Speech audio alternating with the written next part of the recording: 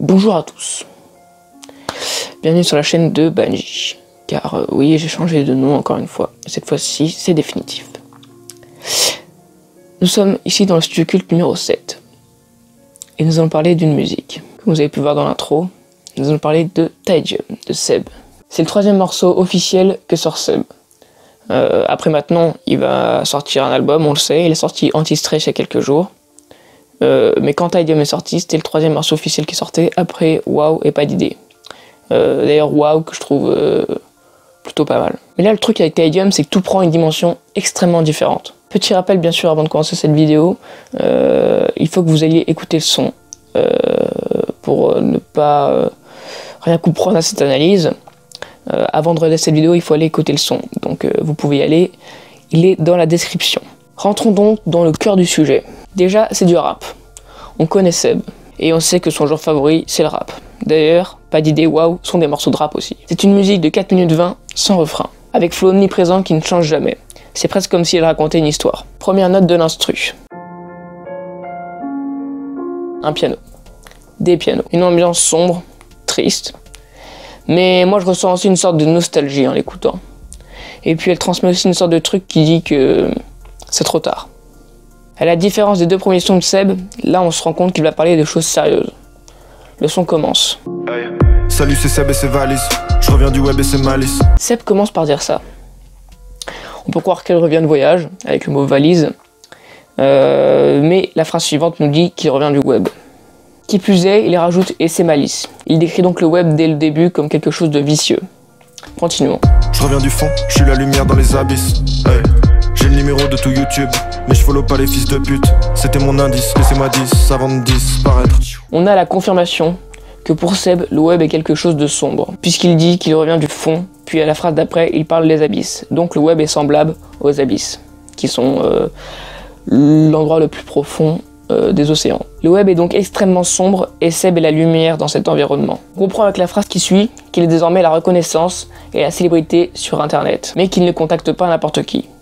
On parle ici de ces fameux fils de pute. La phrase « laissez-moi 10 avant de disparaître » montre que malgré qu'il déteste ce web, il y est toujours rattaché et qu'il en a besoin. Laissez-moi 10 comme s'il voulait qu'on note 10 sur 10 en tant que youtubeur avant qu'il ne s'en aille, qu'il quitte YouTube. Par la suite, il dit plusieurs fois, lorsqu'il a connu la célébrité, qu'il était trop jeune. 8 ans maintenant que je suis en place, j'avais ton niveau, j'étais en classe. J'ai grandi trop tôt, j'ai mûri vite, j'avais pas l'âge de péter. Il n'avait pas le recul, il n'était pas un adulte, il était trop jeune.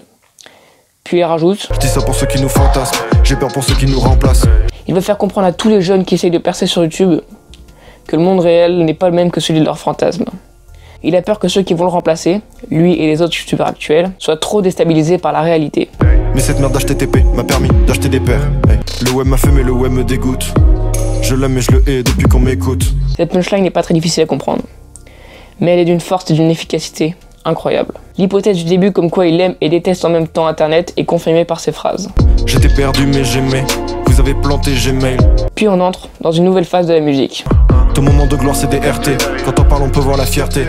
T'as le CV d'un raté, succès inventé, pas de quoi s'en vanter. Seb commence à s'attaquer directement aux influenceurs, du genre Instagram, TikTok. Tu connais déjà les bails. Il se moque de leur soif de gloire et de leur fierté due à de simples retweets. Puis il ne veut pas s'arrêter là. Les blogueurs sont des gens ridicules, ils croient en leur mode de vie nul. Tu n'influences que ton nombril, le nombre de follow veut rien dire. Je m'en bats les couilles de ton lifestyle, quelle importance à ton Insta. Mon arrogance me rend instable, moi je fais confiance qu'à mon instinct. Les réseaux sont pourris par l'ego, tout le monde s'en branle de ta sous-vie. Me fais pas croire que t'as confiance en toi quand tu mets des photos de ton sourire. Pendant tout cet extrait, le ton monte. On sent la rage et la colère de Seb vis-à-vis de ces personnes prêtes à tout pour le like, le RT ou le partage. Il veut leur prouver à quel point leur mode de vie est ridicule. Puis il rajoute... C'est ça qui t'a assouvi, c'est pas ça qui va te sauver. T'es bon à rien si tu crois que l'influence est un sommet.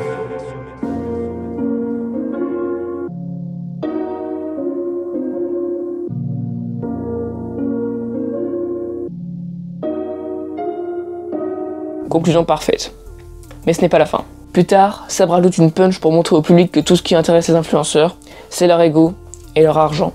Donc pourquoi tu t'affiches? Et pourquoi tu t'affirmes? Pour gonfler ton ego ou pour gonfler tes chiffres?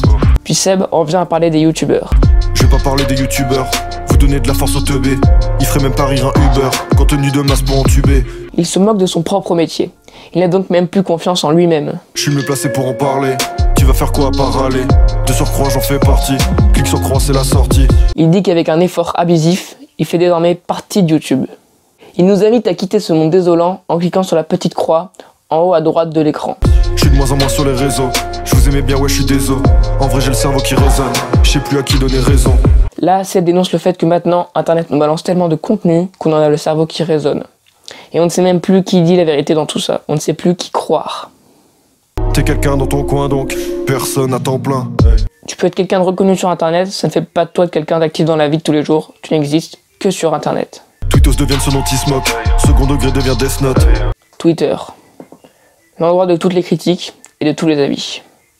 Tellement que maintenant, les gens deviennent ce dont ils se moquent. À force de contredire, ils se contredisent eux-mêmes. Puis la petite punch Death Note est très intéressante également pour montrer que désormais le second degré est une arme qui ne sert qu'à éliminer nos ennemis rien qu'en écrivant un tweet.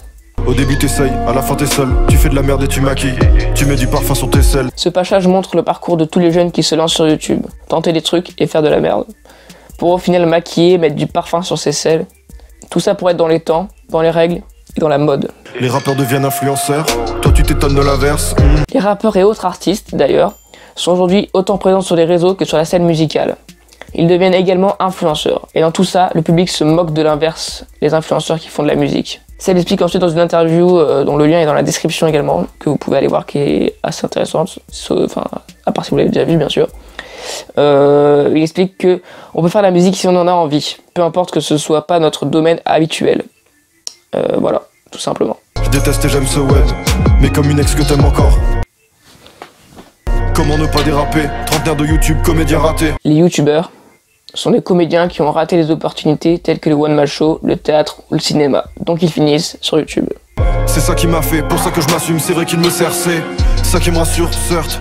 Et ce qui est sûr, non j'ai pas le temps pour regretter. Seb fait aussi partie de ces gens. Mais ce dont il est sûr, c'est qu'il est trop tard pour regretter. J'aime tous ces gens qui m'ont grimpé, mais je suis trop jeune pour se rinter. Niquez vos mères, je vais siroter. Tu peux cracher sur moi, je vais me faire rinter.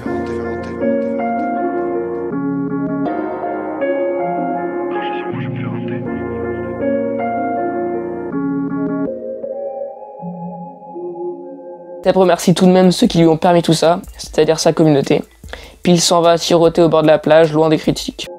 Internet. Je sais plus quoi dire, je suis pas déçu. Je t'aimais quand je suis un dieu sûr. Internet. Cette punchline qui est répétée 2 fois est également une des plus marquantes du son. Mais malgré tout ça, Seb n'est pas déçu de son vécu. Et il aime tout de même Internet. Mais toujours lorsqu'il se sent en lieu sûr. En sécurité. Mais je partirai pas, ouais je lui dois tout. Ces défauts sont devenus mes atouts. Merci à lui, merci à vous.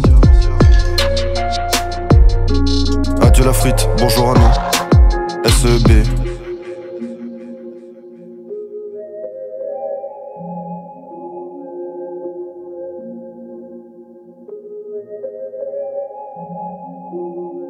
Véritable conclusion parfaite. Il ne partira pas car c'est grâce à Internet qu'il peut vivre, donc au final, il en a besoin. Il dit au revoir au passé en disant au revoir à son ancien pseudo, Seb la frite. Aujourd'hui, il est plus que ça. Il est lui et sa communauté. Taedium vient du latin Taedium vitae, qui représente l'état d'âme précédant le suicide.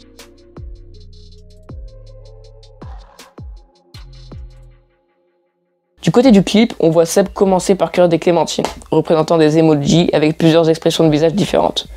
Puis il marche dans une jungle peuplée de paires de sneakers et de pouces en l'air qui flottent tout seuls dans l'air. Les arbres sont parcourus par des sortes de filets luminescents assez bizarres. Puis Seb donne ses clémentines à plusieurs personnes présentes dans la forêt. Une femme devant un ordi en train de faire un live, peut-être. Une autre femme entourée de sacs de magasins de beauté. Une femme totalement à Walp. Oui.